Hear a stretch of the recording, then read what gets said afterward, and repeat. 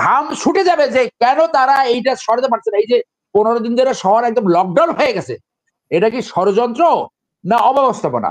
লোক কোথায়? এক একজনকে আপনি 10-12টা মন্ত্রণালয় দিয়ে রাখছেন, তারা কখন ঘুমাবে, কখন আরাম করবে, কখন প্রোটোকলের গাড়িতে একটু ঠান্ডা বাতাস খাবে এবং চর্বি জন্মে, এইটা করবে না তারা এই বিপ্লবের উদ্দেশ্য সাধন করবে? দুর্বৃত্তেই তো রাজনীতি করে না, কিন্তু পলিটিক্যাল মত এবং পদ ধারণ করে সেরকম লোক খুঁজে পান, সেরকম তো আছে, অভাব নাই। অ্যাডভাইজার নেয়, ওনারা যেরকম নিয়েছে সেরকম অ্যাডভাইজার নিলে কাজ হবে। সেই জন্য দক্ষ যোগ্য, সেই জন্য আমি মহসিন রশিদ সাহেবের সাথে একমত। রাজনৈতিক ধ্যান ধারণা পোষণ করে, কিন্তু সাহস আছে, টেস্টেড ইন্টিগ্রিটি আছে, ক্যান ডেলিভার। সেরকম লোক তারা খুঁজে পায় না কেন? এই যে মোরা আর মামুরে গেলাম, যে আমি যারা চিনি, ওই একটা চিটগাং বেস যে সর্বশেষ একজন অ্যাডভাইজার নিল, একজন স্পেশাল অ্যাসিস্ট্যান্ট নিল ইন ফরেন রিলেশনস, সেও চিটগাং এর। তো যাকে ফরেন রিলেশনস এর একজন স্পেশাল অ্যাসিস্ট্যান্ট নিল, he does not have a degree of international relations. বাংলাদেশে আন্তর্জাতিক সম্পর্কে লেখাপড়া করছে, পৃথিবীতে অন্য জায়গায় লেখাপড়া করছে, এরকম লোকের অভাব আছে নাকি? তার মানে ওটা খুঁজে পায় না, ওরা তো এন্টিনা খুলছে না, ওনাদের এন্টিনাটা যাচ্ছে শুধু যাকে চেনে তার উপরে। এইটা হলো পটেনশিয়াল ফ্যাক্টরস অফ ফেইলিং। তাহলে তাদের পাস করার দুইটা ফ্যাক্টর তারা হাত দিতে হবে। একটা হলো তাদের অ্যাডভাইজারের রোল অনেক এক্সপ্যান্ড করতে হবে।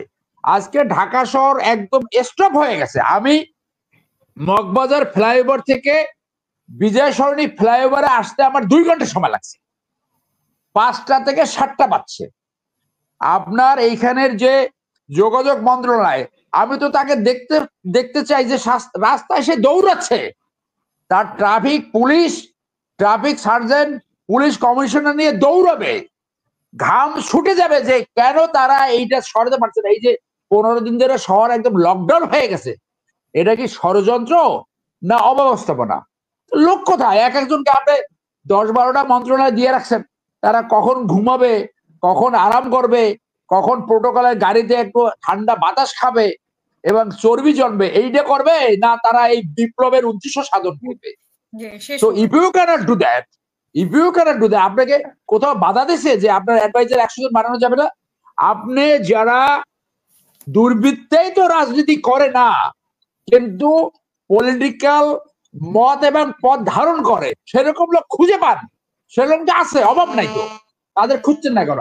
আর একটা হলো বিএনপি যদি মডিফাইড হয়, বিএনপি যদি মডিফাইড হতে পারে, জিয়ার আদর্শ যদি ফেরত আনতে পারে, যে যার একজন এডিসি একটি ভিসিপি এনেছিল without permission and he was dismissed, তাহলে বিএনপির একটা শুদ্ধি অভিযান কমিটি করতে হবে, অর্থাৎ শুদ্ধাচার কমিটি করতে হবে। একদম তৃণমূল থেকে, থানা পর্যায় থেকে টপ লেভেলে পর্যন্ত কারা চরিত্রহীন, কারা এই দুর্নীতির সাথে জড়িত। ইতিমধ্যেই আমাদের কাছে খবর আসতেছে বসুন্ধরা গ্রুপের কাছ থেকে কারা কোটি কোটি টাকা নাকি এই নেওয়া শুরু করেছে, মানে চাঁদা নেওয়া শুরু করেছে। এইটা সত্য কি মিথ্যা, এটা মানুষ জানতে চায়। তো তাহলে আপনার সাকসেসফুল হতে হলে এক হচ্ছে আপনার এক্সপ্যান্ড করে আপনার নেটওয়ার্ক আরো বাড়াতে হবে। আপনি যত বেশি আপনার এই বিপ্লবী সরকারকে ইনভলভ করতে পারবেন, আপনার তত কিন্তু স্ট্রেংথ বাড়বে। আর বিএনপি যদি মডিফাইড অবস্থায় বিপ্লবের উদ্দেশ্য নিয়ে যদি আগায় যায়, তাহলে এটা সাকসেস হবে। আদারওয়াইজ হবে কি, তারা একটা লেজে গোবরে অবস্থায় পড়তে পারে। লেজে গোবরে অবস্থায় পড়ে তারা একটা কুইক একটা নির্বাচন দিবে। কুইক একটা নির্বাচন দিলে সবাই জানে যে বিএনপি আসবে।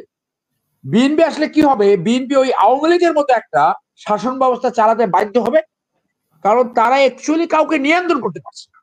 ওয়ার্ড পর্যায়ের নেতা, ইউনিয়ন পর্যায়ের নেতা কাউকে নিয়ন্ত্রণ করতে পারছে না। তো নিয়ন্ত্রণ না করলে তখন মানুষ আবার আস্তে আস্তে এগ্রিপ্ট হবে। তাহলে আমি কি, এই আওয়ামী লীগ যারা এখন লুকাই আছে, বিভিন্ন জায়গায় পলাই আছে, বিভিন্ন ছদ্মবেশে আছে, তারা মডিফাইড ফর্মে এসে যাবে। এসে যায়, অনেকে ধারণা করে যে অনেক লম্বা সময় লাগবে, দেখা যাবে খুব quickly they have come back. তাহলে কি হবে? শেষ তাহলে করুন। ওই যে মাফিয়া তন্ত্র, ওই যে লুটেরা তন্ত্র, ওই যে নেস্টি ডাইনেস্টি, এবং এই যে বিপ্লবের উদ্দেশ্য, আমাদের সবসময় মনে রাখতে হবে বিপ্লবের উদ্দেশ্যটা কি ছিল। বিপ্লবের উদ্দেশ্য ছিল এমন একটি রাজনৈতিক ব্যবস্থাপনা যেখানে আর কখনই স্বৈরতান্ত্রিকতা সৃষ্টি হবে না, মাফিয়া তন্ত্র সৃষ্টি হবে না, লুটেরা তন্ত্র সৃষ্টি হবে না, এবং দুর্বৃত্তেই তো রাজনীতি যাতে না করতে পারে। সৃষ্টি হবে না। তাহলে এই যদি সফল না হয়, তাহলে এইখানে অঙ্কুরে এটা বিনষ্ট হয়ে যাবে। জাতি হিসেবে আমরা 53 বছরে একটা একটা সুযোগ হারাবো। সর্বশেষ কথাটা বলি, যারা একটা ম্যান্ডেটের কথা বলে যে এই বিপ্লবী সরকার ম্যান্ডেট নাই, they are absolutely in the wrong footing. যখন বিপ্লব সফল হয় সেইটি সর্বোচ্চ ম্যান্ডেট, তাদের ম্যান্ডেটের কোনো ঘাটতি নাই। এবং আমি আবারও বলি, তাদের এই ম্যান্ডেট পরিপূর্ণ ম্যান্ডেট রয়েছে, এবং তাদের এই উদ্দেশ্য সফল করতে হলে কনস্টিটিউয়েন্ট অ্যাসেম্বলি করতে হবে, এই সংবিধানকে এখনই বাতিল করতে হবে, প্রয়োজন মধ্যে ইউকের মতো আনরিটেন সংবিধান হিসেবে 6 মাস অথবা 1 বছর কন্টিনিউ করবে by the convention and the presidents, সেইটা ফলো করে। That can be very well run, very well. সেইটা করে by this time constituent assembly তারা এই সংবিধান রচনা করার জন্য বিপ্লবের উদ্দেশ্য মাথায় রেখে সংবিধান রচনা করবে, সেই সংবিধানের আওতায় নির্বাচন দিতে হবে। না হলে বাংলাদেশ যে তিমিরে ছিল সেই তিমিরই আবার পতিত হবে, আবার ভবিষ্যতে আবার এইরকম একটা বিপ্লব, এরকম একটা উদ্যোগের ঘটতে হবে। অর্থাৎ এই মানুষ সাফার করতে থাকবে, রাষ্ট্র সাফার করতে হবে। ধন্যবাদ।